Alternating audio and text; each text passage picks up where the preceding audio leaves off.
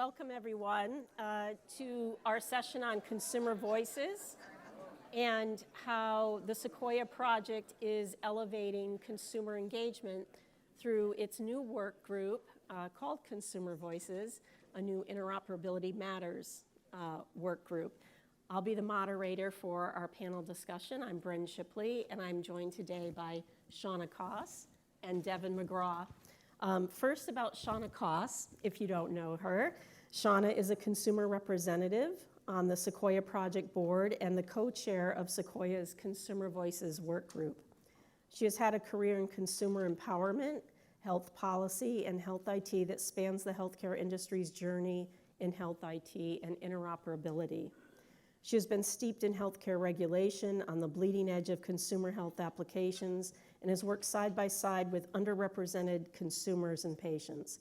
She has brought all of her experiences and commitment as co-chair to the Consumer Voices work group. Welcome, Shanna. Thank you. And Devin McGraw is a co-founder of the Citizen Platform, now part of Invitae. Previously, she was the head of policy enforcement for Health and Human Services Office for Civil Rights, where she helped to write guidance on the rights of patients to get their health information. Welcome, Devin. Thank you, Brenda. Great. So let's get started. Shanna, why don't you tell us about this new work group and why it's important to the collective work of interoperability? Absolutely. So, good afternoon. I am thrilled to be here today sharing Sequoia Project's plans for our Consumer Voices work group. A number of attendees here today have been on this same long journey trying to advance consumer access to their own health information. We really are at a defining moment, or perhaps the final frontier. We heard about the final frontier from the last panel, but I have to tell you, I see the consumer really should be in the roots of the trees as well as the end of the trees. So it's a great moment. We have a huge opportunity when tasked with advancing information sharing for consumers, and I couldn't be more excited or relieved. This is for all of us. When we say people, consumers, individuals, sometimes patients, I want to put an emphasis on the term patient never defines the whole person or the reason they need their data.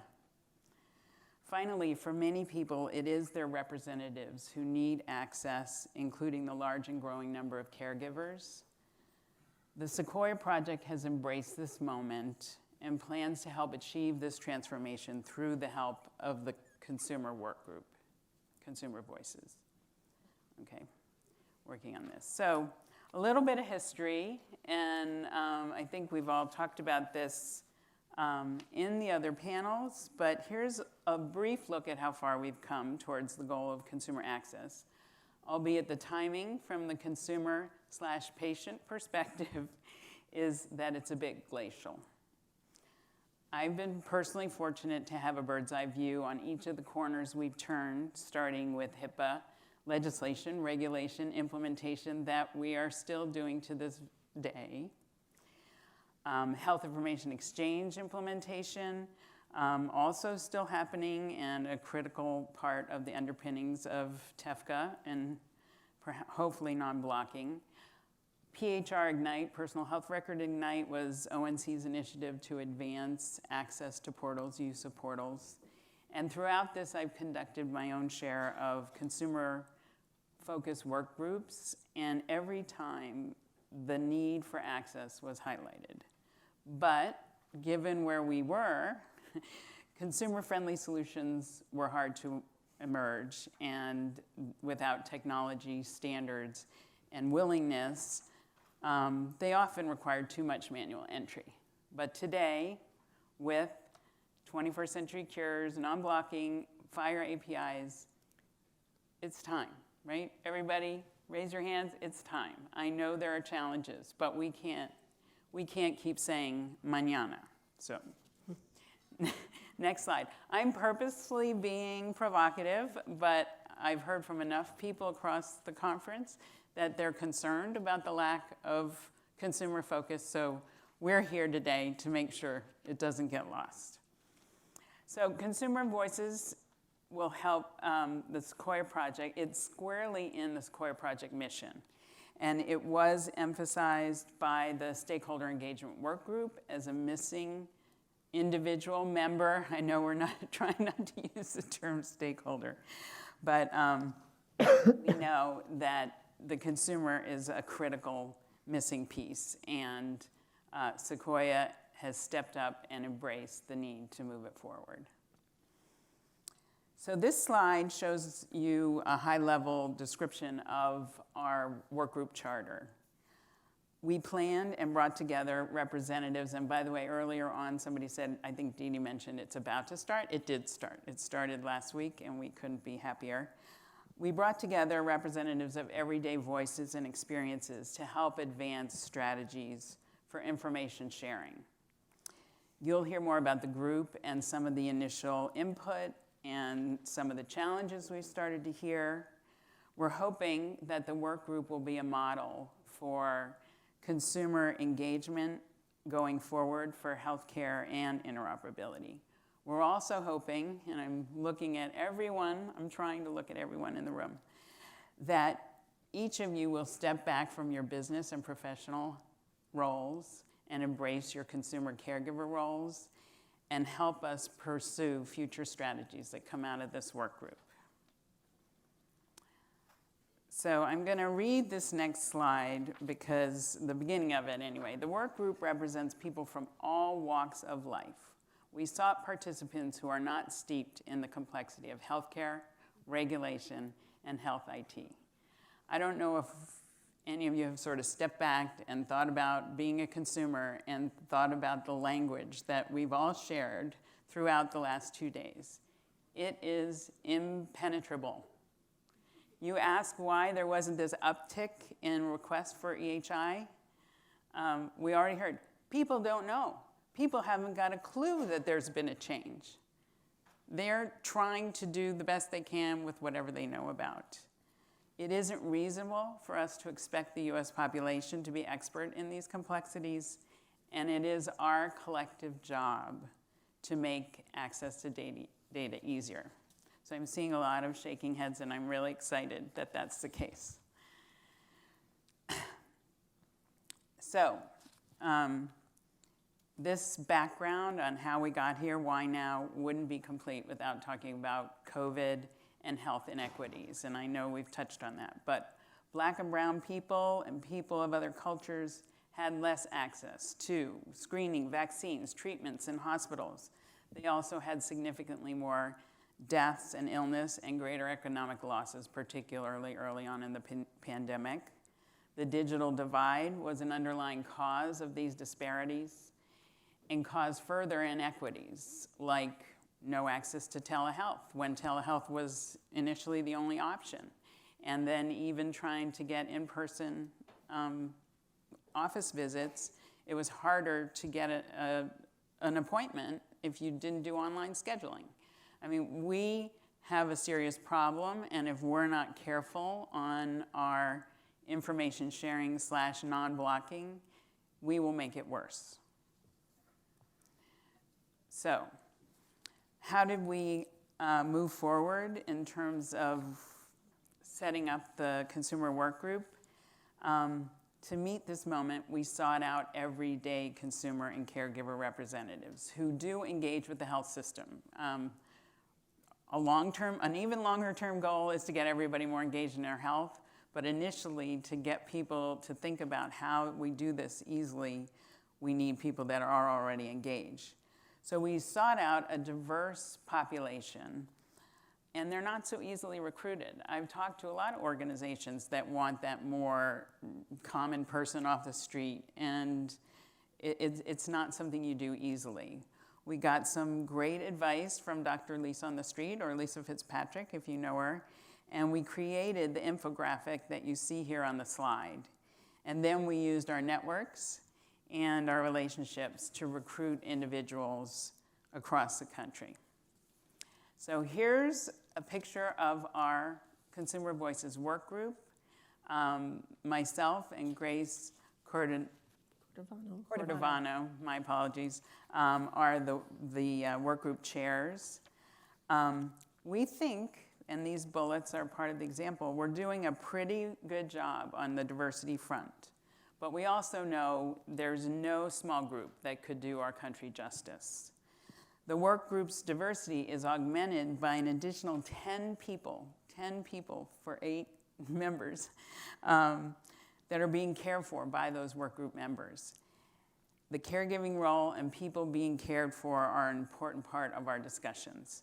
We explicitly sought out a few caregivers, but in the end, we ended up with so many. And this, just as an example, the span of ages of the work group members were expanded substantially with those 10 people. 1 child, 3 octogenarians, and the rest being between ages 50 and 80, as opposed to our work group members who are in their 20s to their 50s. So we're really super excited that we have this diversity. And you're going to hear more about it, and I'm really looking forward to your questions. So I'm going to hand this over to Brett. Great. Thank you so much for that overview, Shauna. So what I'm going to do is share some survey results, and then I will get Devin your perspective and Shauna your perspective as we learn more about this work group. I understand that as you onboarded consumers to the work group and had the first kickoff meeting, that you asked a number of questions, conducted a survey, and also did some interactive polls, and that's where this information has come from. So let's learn more about this group.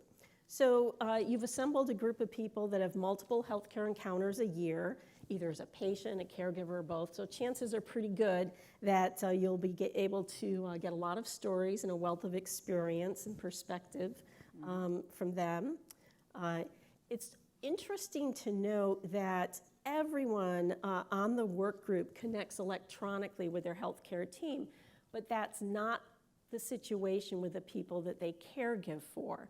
40% of those that these folks are caregiving for don't even use a smart device or a computer, and clearly a majority of them do not want to interface with their healthcare teams on an electronic basis. So it seems likely that this group will be able to share perspectives on accessing, sharing, and using their medical records, and also the unique challenges of doing those things as a caregiver. The clear majority of the work group members are familiar with using patient portals as a way to access their medical records. And although the work group members were comfortable accessing patient portals, they didn't always get what they wanted and what they needed. And there were some common pain points that members in the work group shared with us. The more complex their health conditions or the more caregiving required, the more problematic, challenging, and frustrating it was for the work group members to access the information that they needed. And although the work group has just kicked off last week, congratulations to you, Shauna, on that, members have already begun sharing their experiences, and we want to share with you some of their stories, like this first one. At a time when people are dealing with their health and need things to be easier, keeping it all organized can get pretty complicated.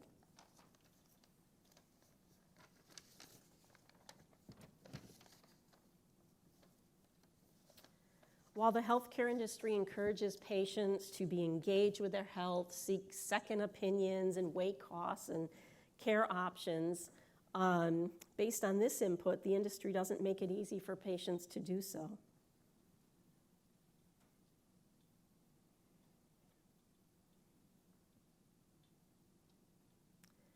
And for all the innovation and interoperability work that has already been done, based on this input, there clearly are still there's still times when people experience terrifying moments, especially in emergency situations. You can just imagine from this story the stress involved for this consumer. And for all the innovation and interoperability work that has been done based on this input, the fear of losing access to medical records and medical history continue to restrain consumer choice. Imagine making serious choices about your providers based on if you think they'll be able to get important information about you.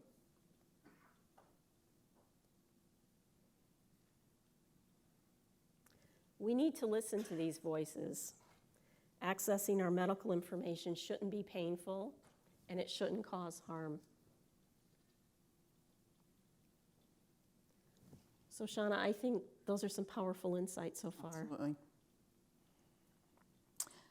We were pretty blown away by everybody's engagement and commitment to talk through this and understand it. And really, there wasn't a single one of them that understood that there had been a change in their rights and their abilities. And we have a whole range of people, and you're going to hear a little bit more about that too. Thanks. So Devin, if we solve for interoperability across providers, do we still need patient access? I get that question a lot. We certainly don't create avenues for patients to get data, at least I don't think, so that they can be the dependency on interoperability in the system, right? I sometimes call it patients as the pack mules of their data. At the same time, when the patients do need the data to move to a place where they need it to go, they need to be able to do that instantaneously. So regardless of all of our efforts to support interoperability, patients still need their data. They need to share with caregivers. They need to be able to direct that data to the places where it's important to them. And so whether that's seeking a second opinion, where frankly, too often it is still the case that you are expected to bring your medical records to that encounter, not for the doctors to exchange that data. But again, even if we fixed that and made it easier, the patients would still need their records for a wide variety. Contributing it to research. This is of particular interest to people who are really sick, have conditions where they want to be part of the solution for making sure nobody else has to go through what they go through. Yeah. Thank you. So I was asked to sort of address some of the challenges to patient record access. I mean, you've heard a lot of them from the Consumer Voices members, which is just fantastic to be able to get the voice of patients and not always the folks who we tend to count on in these settings to be able to help us see the way forward for patients, but to bring a lot of new voices to the table, a lot of diverse voices to the table is just really a credit to the Sequoia project, and I absolutely applaud you. I think it's going to make an enormous difference in how we go about this work. As Shauna pointed out in her presentation, we have known that historically patients have faced a lot of challenges to accessing their medical records, even with a federal right to get them. We're only recently out of the era where patients were actually frequently told that HIPAA did not allow them to get their data. And I wouldn't say that we're 100% past that either. Like, people don't even realize what is made available to them or what should be required to be made available to them. And what I've got on the screen here is a snapshot of a scorecard that we started to develop when we first founded Citizen and struggled to get access to medical records. We were serving cancer patients.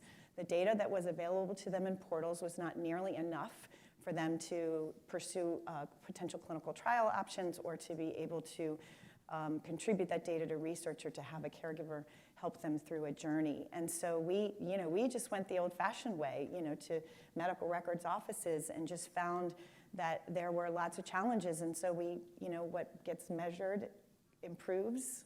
On that theory, we went ahead and started to share our experiences at getting those records, and they've improved. But this is still on the Patient Record Scorecard website, and this is just a snapshot of that. Next slide, if you wouldn't mind. So, Grace Cordovano, who I think a lot of us know and who is the co-chair of this group with Shauna, calls this patient administrative burden. And historically, it was about, oh, when am I going to find the time to chase down these records? I've got to, I know what's in my portal, but I need so much more, and I've got to get to the medical records office, and I've got to get them on the phone, and they're really busy people, and they're only available during business hours, and I work during business hours, and oh, by the way, I'm supposed to fax in my request, but I don't actually have a fax machine. How am I going to get these records? Because they won't give them to me by email. They insist that I can't get them by email, and that I need to come in person, or I need to have them faxed, or they'll send me a CD. By the way, my computer doesn't have a CD reader anymore.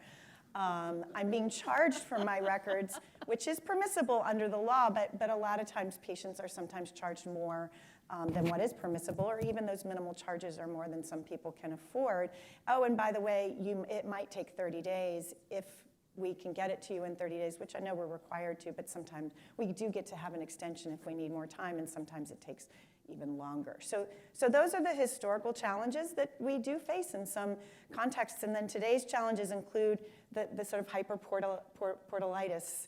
I've got to remember all the places. I've got to get these connections. I've got to maintain the connections to all these portals. I don't know how many of you were at the Milken Healthcare Summit. Steve Posnack actually asked his mother what she wanted out of access to data, and she said, "Don't portal me," which was fascinating. And then, of course, we're still at the stage of trying to, even if we sort of smooth over the access through FHIR APIs, we still are at the point where the data that the patient needs is not always all available through those endpoints. Things are improving. Things are absolutely improving. The world is in such a much better place than it was, 3 or 4 years ago, and the pace of change is exciting, not as fast as we would like, but it's still very exciting. Nevertheless, what excites me most about Sequoia's work, next slide please, is this sort of path out of the wilderness, path out of the burden pieces of this, the sort of the promise of the single on-ramp that gets you data from every connection is enormously appealing and takes away so much of that patient administrative burden. I recognize that we've got some issues that we need to hammer out. But rather than looking at those as really hard, impenetrable mountains, and let's just put it to the side and solve all the other things that are easier, I think there's a compelling case to be made, and I think your Consumer Voices members are going to make that as well, that this is something that cannot wait, and we just have to take that pickaxe in our hand and hammer away at what's keeping us from getting from point A to point B and making this easier for people. So I'm super excited about this effort. I congratulate you all for pulling together something that frankly a lot of groups have struggled to and haven't been able to pull off, which is getting a real collection of, we're all real patients, but these are folks who don't know the acronyms, who are not sort of steeped in the dialogue that we've been having, but can talk about what's really facing them in their challenges to care for themselves and to care for their family members. Right.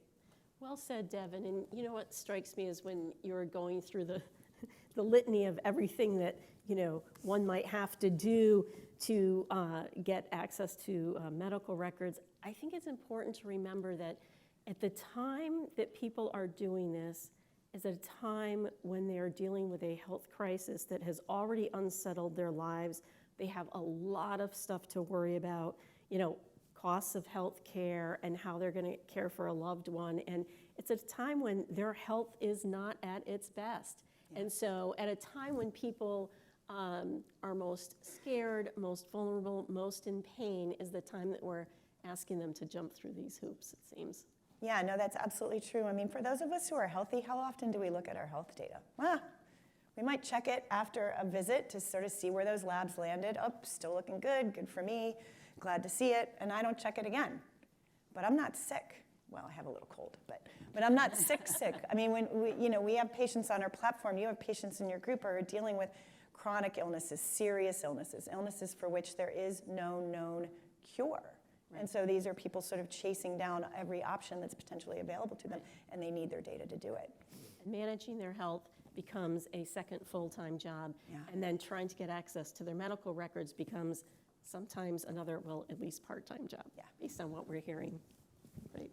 So, Shauna, what happens What happens next once you get all of these collective voices and you've gone through your work group? What are your plans? So we are hopeful that the group, as we get farther down the road, will provide inputs, recommendations, help us understand priorities, and then we intend to form a consumer engagement strategy work group with participants from our broader membership that will work with that information and recommendations to develop cross-sector strategies for advancing the priorities and recommendations for easier access. And we will be likely doing that in the spring, and we encourage everybody to keep a lookout for that announcement. And hopefully the folks that we've heard are focusing, Stephen Lane told me Gorilla is going to focus very much on that individual access, will take up that mantle and really help us figure out how do we make this easy. And I just want to emphasize on the caregiving side of this, they need that data separate and apart from navigating the healthcare system. They need to understand how they make the daily living and engagement of the person in their home and how they help manage their meds and do everything else. It's not just about the health system. It is about how people live out their lives. And if we don't help them with the information they need to have and understand, then we're missing on two marks. We're missing on improved healthcare, and we're missing on improved quality of life. Great. So keep your eyes out for the announcement of the forming of this new work group. All members are invited to participate. That would be wonderful. I think now we have some time for Q&A. So any questions? There's a hand over here. I don't know where our mics are, but. Got a runner. That's awesome.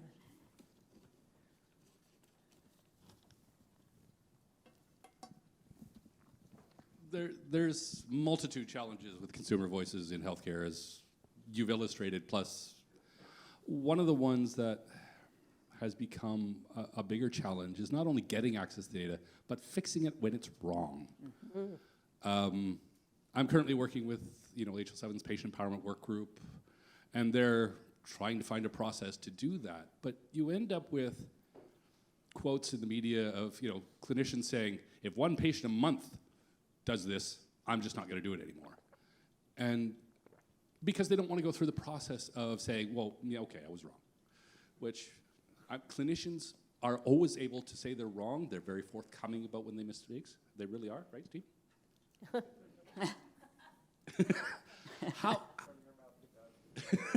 How can we accelerate that? What needs to happen in the market to really make it so that there's acceptance not only in the vendor software, but in the clinicians themselves? That's a really good question. It's another place where HIPAA has had a requirement in there that apparently was not well. It hasn't really been one that's been aggressively enforced, for sure. That one I know. But it's also something that I think a lot of entities covered by HIPAA don't know.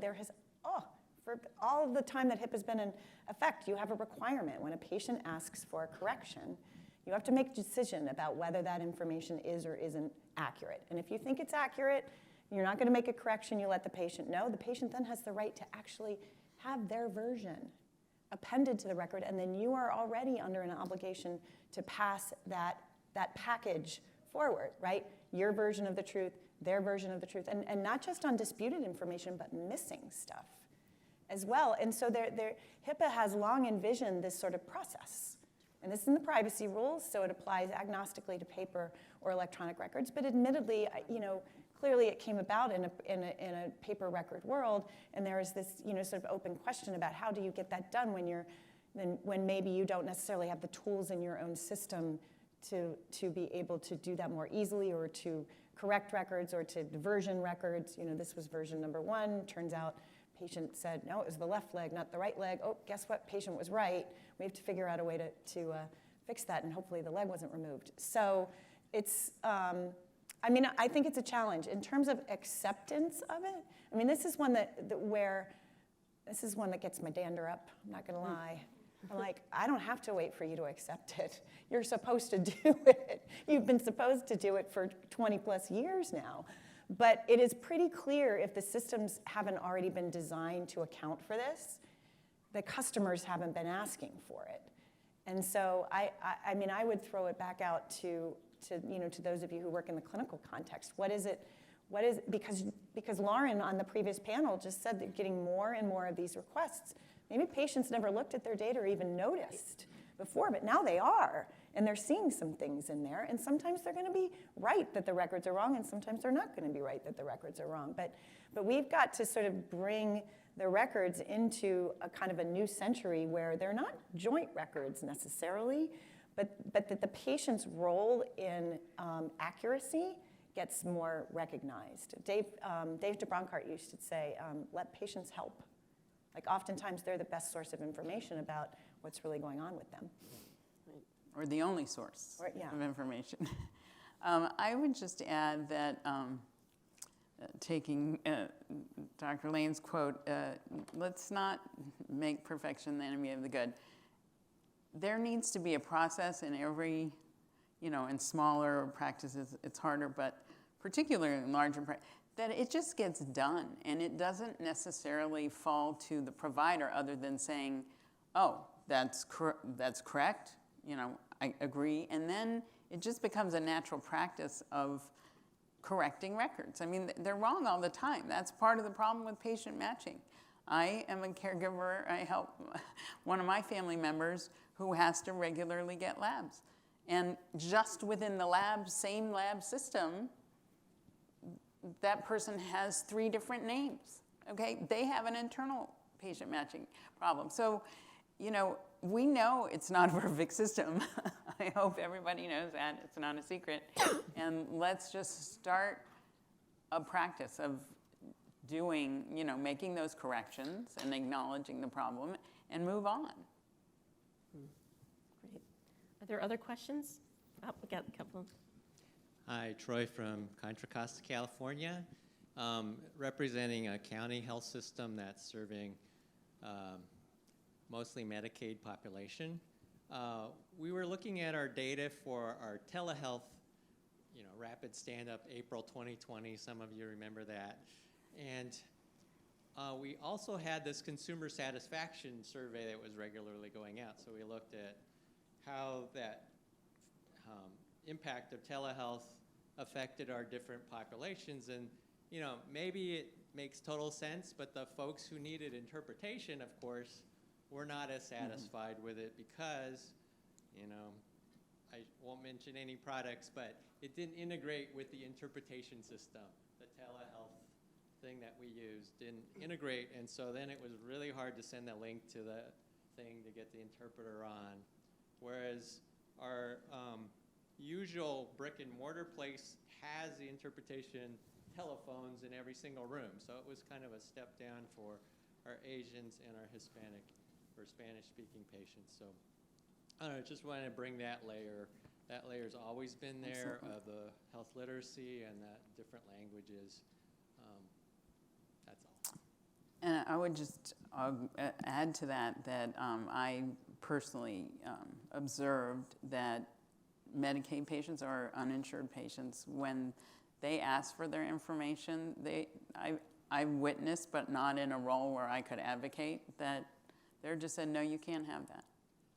That's the end of the conversation. Now, hopefully that's changing in our new environment, but I think especially with the advent of social determinants of health information, that we can start tracking and reporting on those kinds of things. I mean, the truth is, I get that the penalties are the driver, but maybe if pre-penalty we can get people more aware of how predominant that kind of activity has been and can be. And it's an education on all sides. It's an education issue on all sides, but we really need to start down that path, and preferably before it's about penalties and becomes more contentious. Other questions? Yeah, hi. Excellent panel, by the way. Congratulations, Thank you. Shauna, on the work group. The physicians will often express concern about sharing raw data with patients. I think sometimes that's misdirected issues of control. But when is the absence of context an issue in the arena of patient access to their records?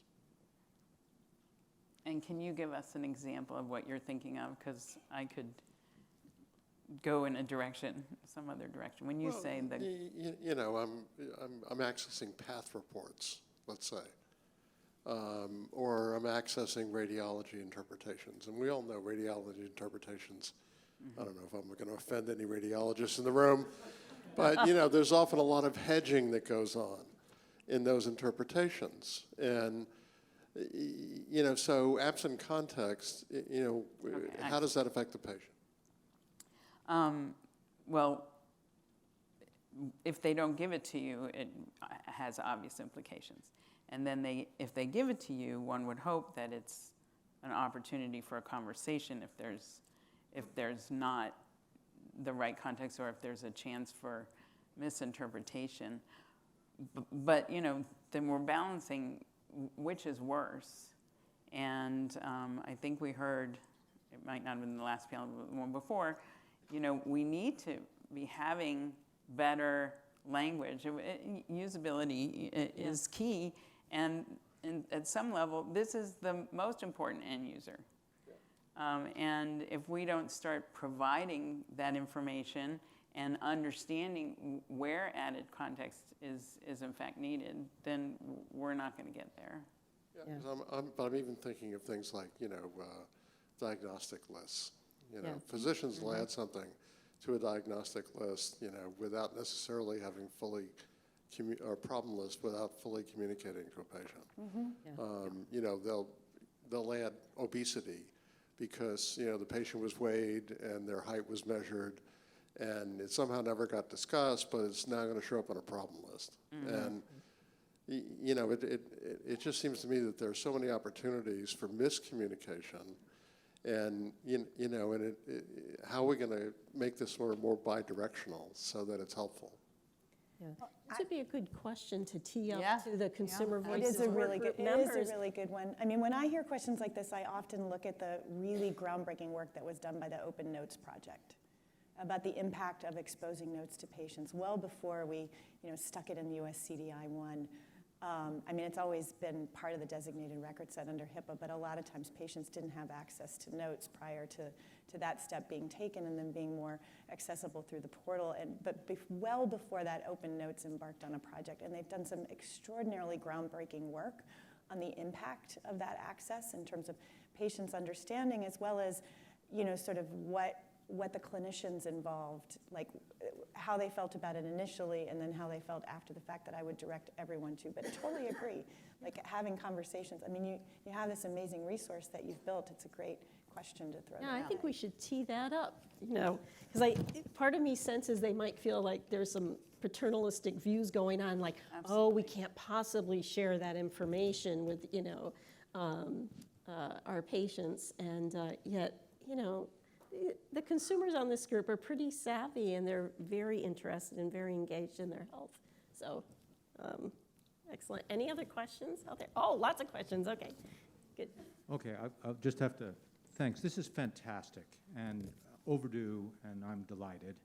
To mention Open Notes, it's fantastic, and we tell people don't abbreviate shortness of breath. It's usually a problem. And, describe, don't judge. And we're getting there. I think we're learning the hard way in some ways. And there's actually been a lot of work about misinterpretation of radiology in particular, and some work to be done to improve those templates so that patients can access them.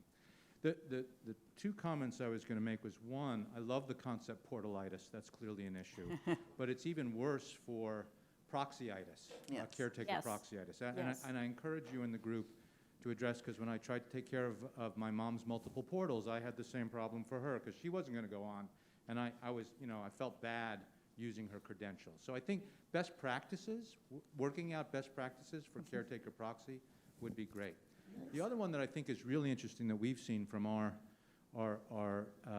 use is that the health consumer has different needs at different times. You mentioned this, okay? If I'm generally healthy, I want to see what happened at my physical, that's it. I may not go on for a while. Very different for certain motivated patients and healthcare consumers, all of us who have either a chronic condition that is really challenging to manage, a serious acute episodic care of a new cancer, et cetera, et cetera. And I think this would be great for your group to start thinking about what are those key use cases. We've talked about how people access this information and how can we drive some of those consumer needs across the different use cases. So just a suggestion for your group. Great. Yeah, I have concerns, or great concern, about underreporting of lack of access due to fear of retaliation.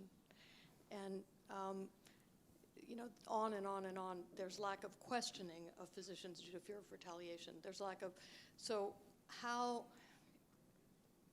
are there any thoughts about how this can be addressed? Because I think you referenced Medicaid patients just being shut down and then that's it. And that's terrible. So the underreporting that will happen because of that fear could be great. Is there any plan to address this? So I think we're early on, and I anticipate that our consumers will be fairly vocal about when they've been shut down, because they've already mentioned it, and shut down as proxy. So, you know, both issues are true. And I go back to the original language and still in there in HIPAA that says a provider is entitled to recognize someone as someone that is part of your care, you know, is involved in your care. They come to the appointments with you, they sit in, they take notes, and they don't need a special consent. And I know consent is very important, but it is within the right of the provider to say this person's involved in their care and they should be helped. So both pieces. I think it will be hard for us to necessarily, the consumers, to say, how do you fix this, unless and until there's almost like an ombudsman type role that every organization has without, without stigma, that lets you say, you know, I asked for my records, I understand I'm entitled to my records, and I was told no. And maybe that doesn't even get back to them. It doesn't go back to the providers per se as to who said this. And I know that probably gets hackles up for any providers in the room, but if that was their experience, that was their experience. And I don't believe there are consumers out there that are out to get their doctors. I really don't. And I've heard that on too many calls to be comfortable. They just want to do what they need to do for their health. There's a question in the back, and I know we're out of time, but I think we're on a break, so we can take the question. Okay. I just wanted to add that I think there will be a lot of underreporting because consumers have yet to be educated on their rights and where do you report this. And again, think about this. They're in the middle of taking care of themselves and others. They may not even have the wherewithal or the tenacity, the push, the assertiveness while they're dealing with this to report to anybody. They might just like give up. And we're going to be teeing up quite a number of new questions for the Consumer Voices work group. Anonymization is critical. Yeah. And that has to be part of any policy, any rules that go into effect. And in case it wasn't clear, Brenda's been very active in this group, and she is a critical resource for the Consumer Voices work group and helps with everything related. Thanks. And I guess Mary Ann, is that you Okay. in the back raising your hand? Or Another no? question? One more question? I think. Oh, okay, go ahead, sorry. I'll be super quick. Wanted to ask you guys about Kentucky and a movement towards embargoing patients' right of access. Yep. Oh, Oh, yeah, you guys don't know about this? okay. Tell it, Devin. Okay, so, I mean, it's not surprising that there was a lot of physician consternation around the information blocking rules and the requirement to not have a sort of institutional policy of delay of release of results for some period of time, and instead to make that judgment on a patient-by-patient basis. And what has happened is a lot of the medical societies have gone to their state legislatures and asked for that to be overturned. And the information blocking rules do not preempt state law, unlike HIPAA. And so consequently, the state of Kentucky, for certain types of laboratory results, has said that those cannot be released to patients until 72 hours after they've been released to the physician. So Invitae is a genetic testing laboratory. We are covered by Kentucky's laws for patients in Kentucky, and we are making changes to how we release genetic test results to our patients. As a consequence of that, California also passed a law that applies to medical professionals for certain types of tests. And I foresee that there will be other states that will pass these laws because, frankly, the consumer isn't even aware that this activity is coming, much less being organized sufficiently to sort of educate lawmakers about the counter side of that conversation. So I see more Kentuckys in our future. Yeah. I think we need Yeah. to get some consumers recruited from the state of Kentucky Yeah. for this work group. Okay. Yeah, just one question. You're bringing up this, can you hear me? One question, bring up this situation we have here in the U.S. Almost 22% of the population doesn't speak English as their primary language. And at least the systems I've seen, most of the systems that are coming out of our whole record system within the healthcare industry are based in English. Anything being done by the group to bridge that gap to get things reported in Spanish or French or German or Chinese or whatever the case may be? So we're definitely not there yet, and all of our members are very fluent in English, but I'm guessing maybe they have some family members that they're caring for that may not be. I think it sort of goes outside potentially the initial scope, but it's something near and dear to my heart, at least, and hopefully we'll figure out. We will have, I think, a fairly long list of things to address in the future. Okay, thank you, everybody. I know you're looking forward to a break. Thanks to the panelists, Devin, Shauna. Thank you, Brenda. Thank you.